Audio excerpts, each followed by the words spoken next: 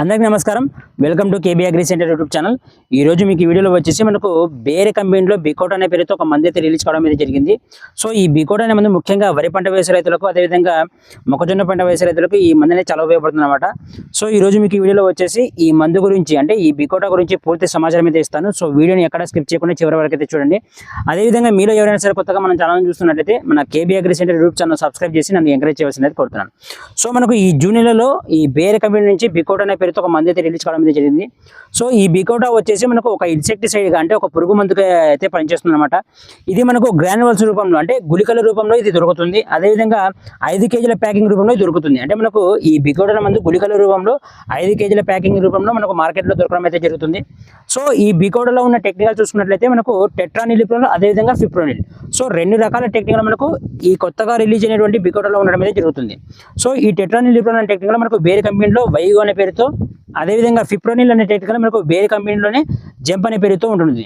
So ఈ 2 technical మనకు కొత్తగా రిలీజ్ అయినటువంటి బికోటాలో ఉండడం అయితే జరుగుతుంది. సో ఈ బికోట్ అనే మందు ముఖ్యంగా బేర్ కంపెనీ వారు మనకు వరి, అదేవిధంగా మొక్కజొన్న పంటలో వచ్చే పురుగులను కంట్రోల్ చేయడానికి అయితే ప్రవేశపెట్టడం జరిగింది అనమాట. అంటే మనకు వరి పంట వేసే రైతులకు కానీ, అదేవిధంగా మొక్కజొన్న పంట వేసే రైతులకు కానీ ఈ బికోట్ అనే మందు చాలా ఉపయోగపడుతుంది అనమాట. సో ఈ 2 పంటలలో, అంటే మనకు వరి పంటలో కానీ మొక్కజొన్న పంటలో కానీ ఈ బికోట్ అనే మందును ఏ విధంగా వాడుకోవాలని దాని గురించి అయితే చెప్తాను. అదేవిధంగా దీని ఉపయోగాలు ఏంటనేది కూడా చెప్తాను అనమాట. సో ముఖ్యంగా మనము వరి పంటలో ఈ బికోట్ అని ఏ విధంగా వాడుకోవాలని దాని గురించి అయితే చెప్తాను. సో వరిలో మనకు ప్రధానంగా మనకు ఈ కాండం తొలుచు పురుగు, అదేవిధంగా ఆకుచుట్టు పురుగు సమస్య అనేది ఎక్కువగా ఉంటుంది. సో మనకు వరి పంటలో వచ్చి ఈ కాండం తొలుచు పురుగు, అదేవిధంగా ఆకుచుట్టు పురుగుపై ఈ కొత్తగా రిలీజ్ అయినటువంటి బికోట్ అనే మందు చాలా సమర్థవంతంగా అయితే పనిచేస్తుంది. సో దీనిని ఇప్పుడు మనం వరి పంటలో ఏ విధంగా వాడుకోవాలని దాని గురించి అయితే చెప్తాను.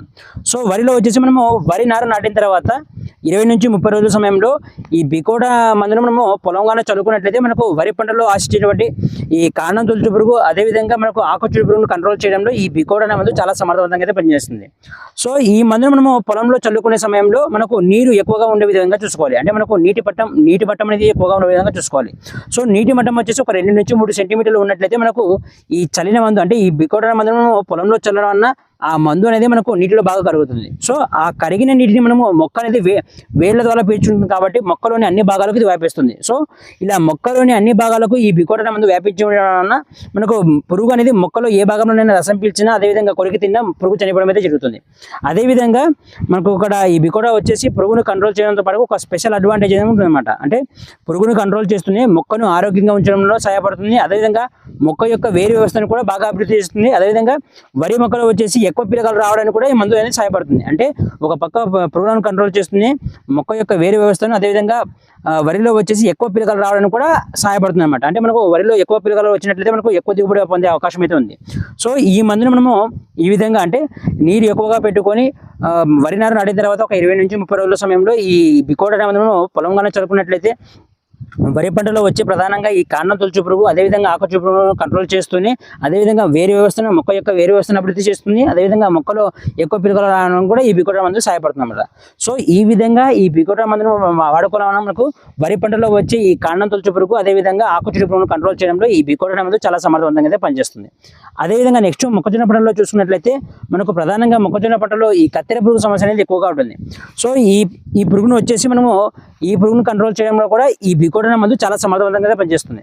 సో దీనిని మనం మొక్కజొన్న పంటలో ఏ విధంగా వాడుకోవాలంటే ఈ బికోటా గుళికలను మనము మొక్కజొన్న యొక్క సుడిలో వేయడం వలన మనకు సుడిలో దాగి ఉన్న ఈ కత్తెర పురుగు అనేది ఆ మందుని తినడం వల్ల పురుగు చనిపోవడం అనేది జరుగుతుంది. అదేవిధంగా మనము సుడిలో వేసిన తర్వాత పురుగుని చంపడంతో పాటు మొక్క గ్రీనిష్గా ఉండడానికి, మొక్క ఆరోగ్యంగా ఉండడానికి కూడా, అంటే మొక్కజొన్న మొక్క ఆరోగ్యంగా ఉండడానికి, గ్రీనిష్గా ఉండడానికి పురుగుని చంపడంలో కూడా ఈ బికోటా మందు చాలా సమర్థవంతంగా అయితే పనిచేస్తుంది అనమాట. సో ఇక దీని డోసేజ్ చూసుకున్నట్టయితే వరిలో వచ్చేసి ఎకరానికి వచ్చేసి 5 కేజీల చొప్పున అయితే వాడుకోవాలి.